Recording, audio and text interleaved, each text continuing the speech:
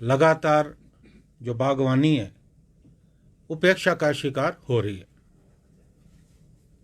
और अभी हाल में ही जो फैसला, जो समझौता, फ्री ट्रेड एग्रीमेंट, मुक्त व्यापार समझौता न्यूजीलैंड के साथ हुआ, इस समझौते के तहत जो सेब पे आयात शुल्क था 50% उसे घटाकर 25% किया गया। 22 तारीख को यह समझौता हुआ और 23 तारीख को राष्ट्रीय किसान दिवस जो है पूरे देश में मनाया गया। यानी किसानों को एक बहुत बड़ा तोहफा भारतीय जनता पार्टी की केंद्र सरकार ने दिया।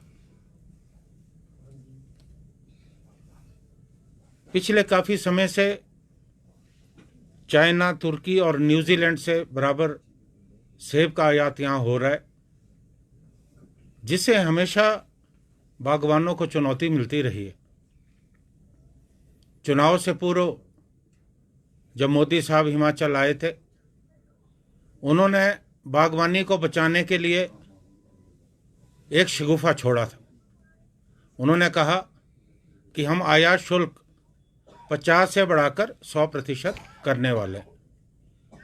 उन्होंने तो यहाँ तक भी कहा कि सेब के उत्पाद को और ज़्यादा महत्व दिया जाएगा और जो एप्पल जूस है उस जूस को कोक और पेप्सी में जो है उसका कुछ प्रतिशत मिलाया जाएगा। और हालांकि हम जानते थे कि ये खाली शगुफा है, क्योंकि पेप्सी और कोक अंतर्राष्ट्रीय ब्रांड है, वो अपने फॉर्मूले के साथ कोई भी छेड़छाड़ बर्दाश्त नहीं करते। लेकिन उसके बावजूद भी उन्होंने भ्रमित करने का प्रयास किया और 100% की बात तो छोड़िए, अब तो 50 से 25% कर दिया है। और अभी हमारी चिंता का जो विषय है वो अमेरिका को लेकर है कि जिस तरह से ट्रंप ने, जो वहाँ के राष्ट्रपति है, उन्होंने जो है एक टैरिफ वॉर, पूरे दुनिया में उन्होंने टैरिफ वॉर शुरू की है और वो बराबर दबाव भारतवर्ष पे बना रहे हैं किस टैरिफ को जो 50% तक कम किया जाए। और हमारी सूचना के मुताबिक अमेरिका दबाव बना रहा है कि इसे 0% किया जाए। और अगर मोदी सरकार दबाव में आती है, कहीं ये 0% हो जाता है, तो आप समझ सकते हैं कि कितना बड़ा विनाश हमारी बागवानी का होने वाला है। ये बहुत चिंता का विषय है। ऐसी परिस्थिति में बागवानों के पास अपने बगीचे खुद काटने के अलावा कोई विकल्प नहीं बचेगा। आज मैं आप लोगों की मार्फत हमारे जो हिमाचल से सांसद है, 7 सांसद हैं यहाँ से, 4 लोकसभा के, 3 राज्यसभा के, और जेपी नड्डा जी भी हिमाचल के, हालांकि वो राजस्थान से राज्यसभा में आए, तो कुल मिलाकर 8 सांसद हमारे बनते हैं। और आपको याद होगा कि मैंने एक पत्र वाणिज्य मंत्री को लिखा था, केंद्रीय वाणिज्य मंत्री को, और सभी जो सांसद है उनको भी पत्र लिखा था, जब हमें अंदेशा था कि अमेरिका के दबाव में टैरिफ घटाया जा सकता है, आयात शुल्क घटाया जा सकता है। मुझे केवल अनुराग ठाकुर जी, जो हमीरपुर से सांसद है, उनका जवाब आया। मैं शुक्रगुजार हूं। उन्होंने मुझे बताया पत्र के माध्यम से कि उन्होंने वाणिज्य मंत्री से इस सिलसिले में बात की है। लेकिन बाकी के हमारे जो सांसद है, किसी ने भी मुंह नहीं खोला। ये बहुत शर्म का विषय है 4 सांसद हिमाचल से भारतीय जनता पार्टी के जीते हैं। केंद्र में मोदी साहब को प्रधानमंत्री बनाने में हिमाचल प्रदेश का 100% योगदान रहा है।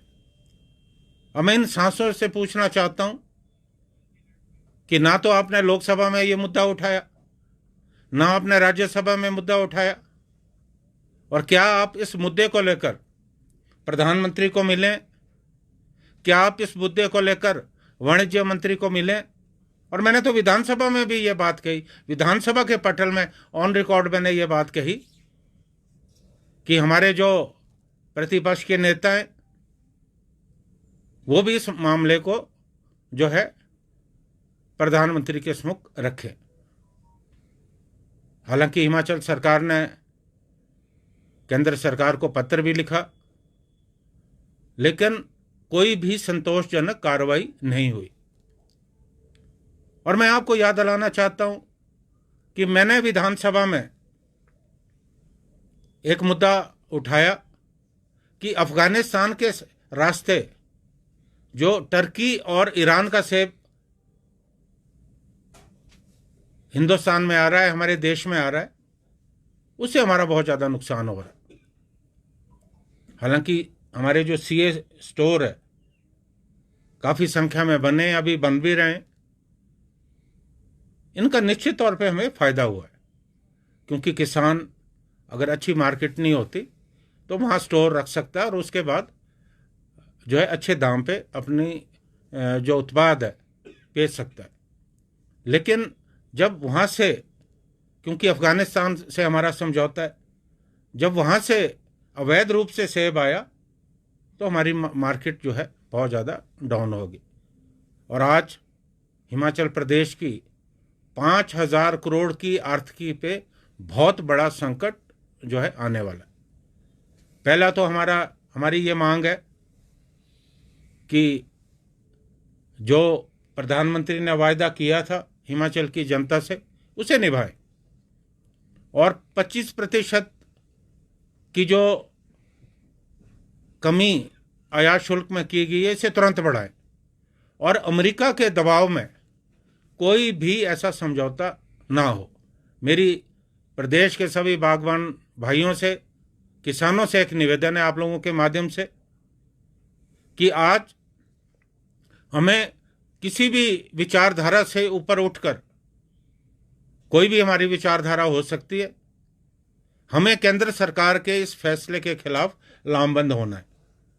हालांकि मैं पिछले हफ्ते कमेटी के टूर पे हिमाचल प्रदेश से बाहर था, और जब से ये समझौता हुआ लगातार मुझे जो हमारे बागवान संगठन है, बागवानी से जुड़े जो भी लोग हैं, उनके बराबर मेरे संपर्क में उनके फ़ोन आ रहे हैं। तो मेरा यही निवेदन है कि आज इकट्ठे होकर इस बात की ज़रूरत है कि हम इस फैसले का जो है विरोध करें, और जल्दी ही जो बागवान संगठन है वो बैठक कर रहे हैं, और अगली जो रणनीति होगी वो उस बैठक में जो है तय होगी। तो मेरा आप लोगों के माध्यम से जहां सरकार से, प्रतिपक्ष के, हमारी जो सरकार है, प्रदेश के हमारे माननीय मुख्यमंत्री हैं, वो भी इस मुद्दे को उठाएं, प्रतिपक्ष के जो हमारे नेता हैं वो भी इस मुद्दे को उठाएं। मैं खुद भी मुख्यमंत्री जी से, हालांकि मेरी अभी बात नहीं हुई इस विषय को लेकर, क्योंकि उनके संज्ञान में ये बात है, उनसे भी बात मैं करने वाला हूँ कि 5,000 करोड़ की आर्थिकी को बचाने का प्रश्न है, क्योंकि हिमाचल से 4 सांसद आते हैं, और कश्मीर में भी सेब होता है, वहाँ से 3 सांसद है, 5 उत्तराखंड से।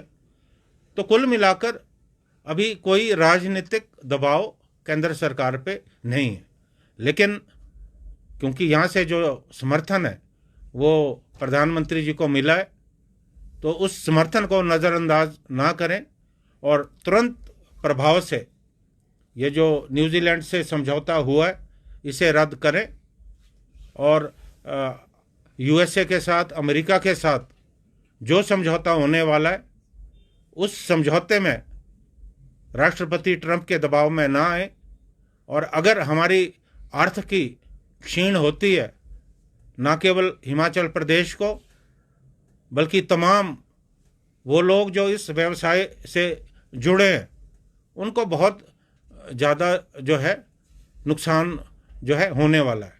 तो मैं एक बार फिर से आप लोगों से ये निवेदन करता हूँ कि ये एक अहम मुद्दा है, इस मुद्दे को आप जो है आम जनता तक ले जाएंगे और हमारी जो आवाज़ है उस आवाज़ को और जनता तक पहुंचाने का आप पूरा प्रयास करेंगे। धन्यवाद। इस विषय में अगर आपने कुछ पूछना हो, मोस्ट वेलकम।